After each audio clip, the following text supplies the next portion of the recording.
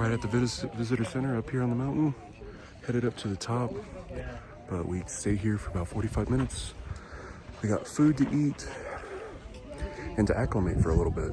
Walking like 30 meters from the van that we're taking up here, I'm a little bit out of breath. Not too surprising. Beautiful landscape. It's about 55 degrees up here now, 55 Fahrenheit. And yeah, just looking around. Looks beautiful up here. So this is me. I'm editing this thing, and I realized I never did an intro, because like you literally just go to a shopping center, you park in the parking lot, they tell you where to park, and then they pick you up in a bus. This bus, it's like 15, 14, 16 people or so were on the bus, or like 12, I forget. But they take you up, and you literally just get in the bus, and they drive you up to this space. This is the rest spot, like I said, and you have your lunch or your dinner, and you acclimate for a little bit, and then you go the rest of the way. So this was, I don't remember the name of the tour. I'll put it in the description if you want to do it. They were really nice, really cool people. Our tour guide, he was a really smart guy. He knew all the constellations and everything. Way better. You think I would know him a little bit better with all the star labs as I do? They're all so abstract to me that I know like a few of them. Anyway, that's not the point. The point is, this is a good tour. It's a lot of fun, and you're in Hawaii at the beach, where you're standing in a parking lot in a shopping center, and it's about almost 90, and you just feel the heat. To 2.5 hours later, you're at the top of a mountain, and it's right at freezing, if not just below it. So let's keep going.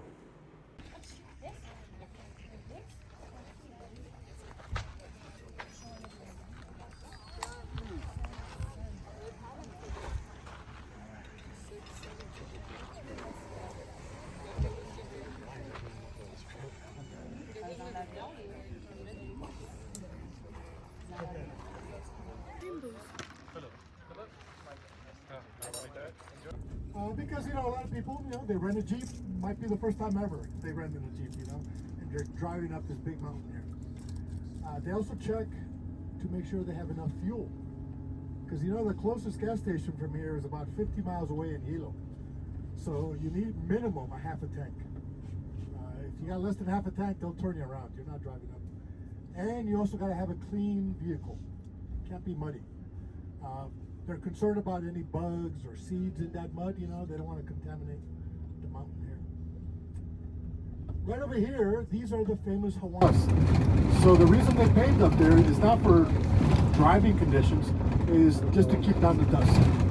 That's the only thing. Because, everybody's driving up there in four-wheel drive. So it's not because of that, it's because just trying to keep the dust down. You can see Mauna Loa here on the left. There's Mauna Loa. Mauna Loa is almost as tall as Mauna Kea. Mauna Kea is the tallest mountain. All right, so we stopped to look at this satellite. This is one of the satellites of an array that sit around the entire, 5,000 miles, I should say. So there's one in Texas, a couple in New Mexico, California, Washington, and they're all remotely controlled by a place in New Mexico, I believe is what he said. So this is remotely controlled by somewhere that's thousands of miles away. This is the tour we're on, by the way. So I paid for it, so it's paid for. This ain't no ad. All right, but yeah, take a little detour, take a look at this, talk about it for a moment. It's cold up here. It's probably about 40. It does rain and snow. We get snow up here.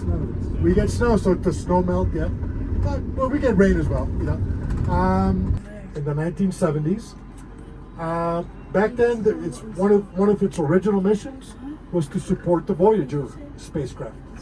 The spacecraft that visited Jupiter, Saturn, and beyond. And they're still going, believe it or not. Yeah. Nowadays, they're using this telescope. Well, at least one of the main things. They use it for a lot of things, but one of the main things they use this for is basically an early warning system. They're using that telescope to scan the skies night after night, looking into the solar system. They're looking for things that might hit us in the future. You know, asteroids or rocks, you know, that kind of thing. Inside that building, So this is me at the top of the mountain. I realized that the audio was just trash because it was just so windy up there. Right there, it's anywhere between 36 and 32 degrees Fahrenheit. So they give you gloves, they give you a parka. I have a parka, the Hawaii, the volcano sweater that I bought the day prior, or that morning actually. No, it was that morning. Long day. And I'm just talking about how it's pretty up there and how cold it is and how we're waiting for the sun to set so that way we can make our way back down to a spot where we can start doing our observations. We're walking around one of the telescopes here. I'm totally out of breath, just walking around, but no wind right here. There's no wind right here, so we're being locked in. All those are clouds below us. So if you go down to that side of the island, it's raining or at least cloudy. Here's one more of the, I'm out of breath. One of the telescopes. This is the entrance to one of the telescopes actually. So bear aware of falling ice. They're saying they ski up here, or snowboard. I gotta catch my breath. Ooh.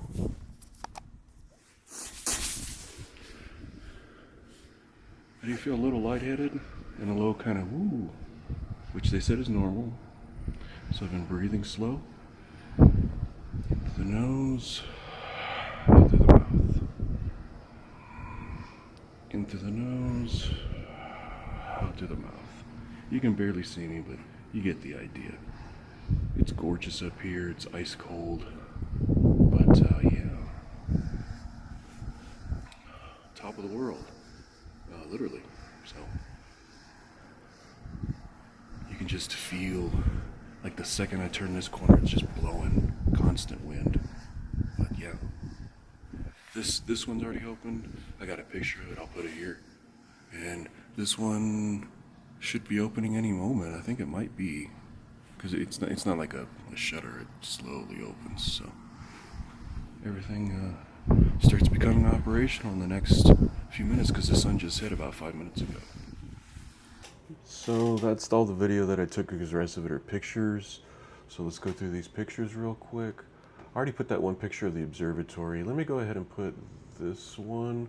This is another view of one of the domes where the telescopes are held. And they're just like these giant concrete facilities. It obviously sticks out because it's not, top of a mountain, but it's really interesting to see them. The circumstances of all of it, everything isn't the best, obviously, because there's a bunch of people were protesting because they took off top of the mountain to put one of the first observatory, and that was like a sacred site to the Hawaiians. That's a whole thing, and it's. When you hear about it, you're like, oh. So here's another two. You can see the road that comes up. The last few miles before the actual telescopes they put road simply because there's so much dust being kicked up that was hurting the equipment. And yeah, let's go to. Did I get no, that was the moon the other day. Let's take a look at the stars. Let's get some star pictures up. The clouds rolled in. It's what happens. I know if it was as cloudy as it was the night that we were out, I would not set up my camera to do a star lapse simply because there's not enough. But in this case, you're in a relatively dark spot. You're not in the darkest spot you could find, but it's really dark and there's not almost no light pollution. We actually went into a parking lot, and above where a lot of the rangers stay, it was like 15 minutes, not 15 minutes, it was like 5-10 minutes below where the actual telescopes are. And our tour guide, he unplugged all the lights, so that way it was really dark in the thing. That was just nice. So this is the view the most of the time. This is the view the most of the time.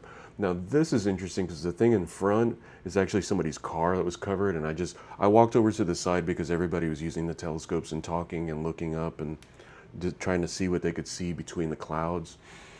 And I just put mine to the side, and here's a car that's covered with a cover, and that's somebody's car.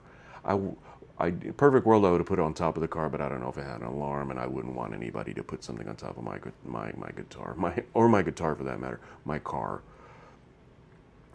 Here's just another one from the same. These are about 2 minutes apart or so. So the clouds are moving pretty quick. You can't really tell from the ground, obviously, because the time lapses are a better way to do that. Now this is probably one of the best shots. Look at that field of stars. This is a 25-second exposure at f2.8. The lens. This is the same lens I'm using, 16 millimeter, 2.8 ISO 500. Usually I like to do it a little bit lower, but ISO 500 seems about right. And you see the car is lit because the moon was out, and the moon, like you're looking at this picture, you're looking this way, imagine the moon is about where that light is. So it's a pretty good section.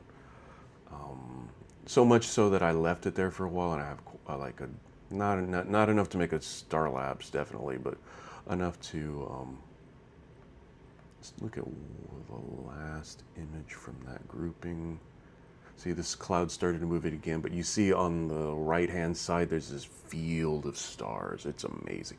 And like, you could see a lot with your naked eye, but then with this and with Lightroom, a long exposure and enhancing the image a little bit, the stars really pop. It's amazing.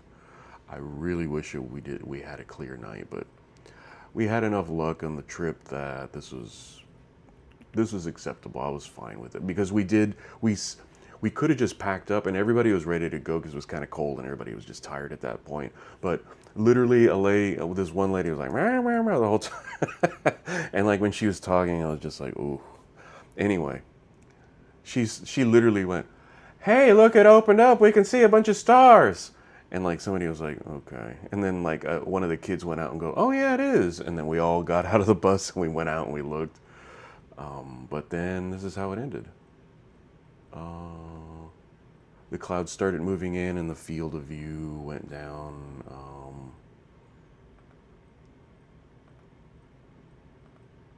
I think this is probably the best representation of what we were doing. The clouds started moving again, and that's just the way it went. It was still a lot of fun. To get up there, you have to have a four-wheel drive vehicle, and the bus that we're on is four-wheel drive. Otherwise, you could rent one, but then when you go, they tell you, okay, you're here, you have to have at least a half a tank of gas. You have to show me how you switch your vehicle into four-wheel drive. Because a lot of people will just rent them and then go up and try to at least. Because they don't want to go, they don't want to have to spend the evening rescuing people from the from the top of the mountain. And there's scientific experiments going on, and there's actual work being done at the top.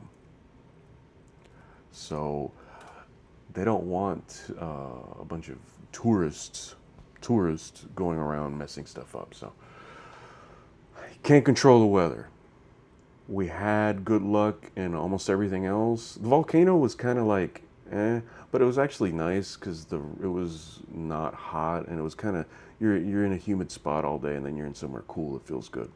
But the weather didn't cooperate fully. We did see some stars, whatever. It was fun. I would definitely do this again. This is something that, like, one of the things, like, I definitely want to go back to Hawaii.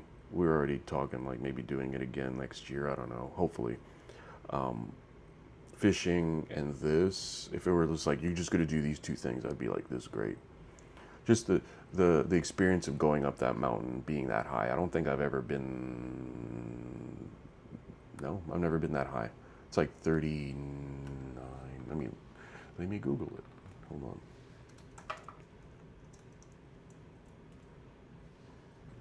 Observatory. Height. According to Google, according to Wikipedia, let's do Wikipedia. It is an elevation of 4,145 meters, or approximately 13,600 feet. I've been to Colorado. It's a mile high, and then you go into the mountains. You go up another almost a mile or so. So that's 10,000 feet. So this is another 3,000 feet on top of that. I could feel that I was not feeling 100%, but he said that's normal for everyone to feel a little bit woozy, or not woozy, but like a little lightheaded or a slight headache. I felt a little lightheaded, so I just literally was just like, that's what I did in the clip. I was in through the nose, out through the mouth. That was about as dicey as it ever got. Everything else was just literally just sitting in a very nice, comfortable van that had heating and air conditioning, and you just sit there and let somebody drive you up. So definitely recommend this. I would definitely want to do this again, and hopefully the weather will cooperate next time.